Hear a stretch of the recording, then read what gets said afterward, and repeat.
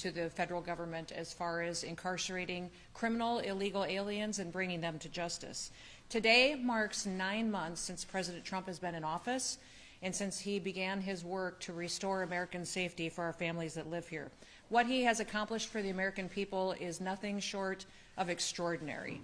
We appreciate what he has done to make us safe again, to secure our borders, and to make sure that he's protecting our people.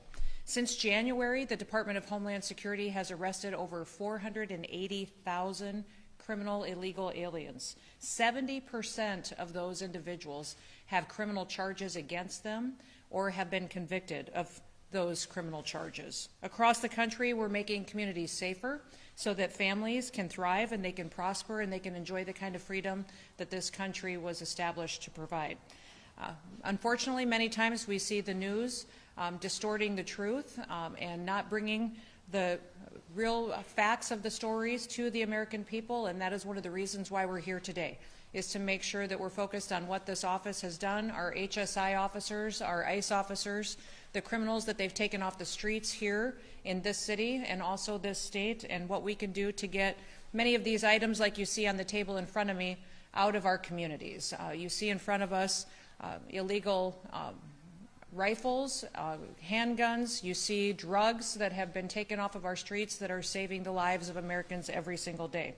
I want to speak directly to the American people today and remind them and recall the fact that we are focused on the worst of the worst, bringing these individuals to justice. We're not going to let individuals terrorize our streets anymore, and we're not going to let them make victims out of families that live in this country. I'll give you some examples of individuals that were brought to justice here in Sarasota and in this area. The first one I'll talk about is a convicted murderer whose name is Eric Carlos Artiles Ramos, an illegal alien who was from Cuba. He had a prior removal order in 2008, and now because of the work of this office, he is off the streets. He was also previously convicted of kidnapping and carjacking. We also have another individual, Oscar Alfredo Retena Marroquin, an illegal alien from El Salvador. He was convicted of sexual assault against a child and in 1995, and he was also arrested for DUI. He has been deported twice before, in 1999 and in 2019. Reentry after deportation, I'll remind all of you, is a felony. The next individual is Arturo Sanchez Morales. He's an illegal alien from Mexico. He was arrested for driving drunk, and he's already been deported once before. He re-entered, which is a felony, and was issued a final order of removal in 2016. He had previously been arrested for burglary as well, for possession of cocaine and larceny, and has convictions for multiple DUIs and lewd acts against a minor.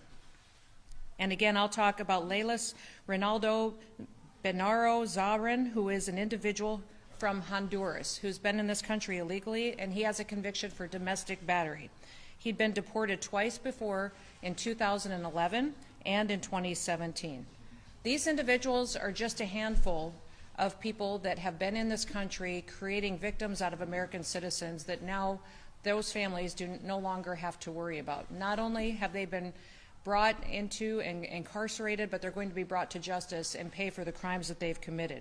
Every single day, our law enforcement officers put their lives at risk to protect the American people. Every single day, they get up and they go do their jobs to make sure that American families can live the lives that they've dreamed of since they were young.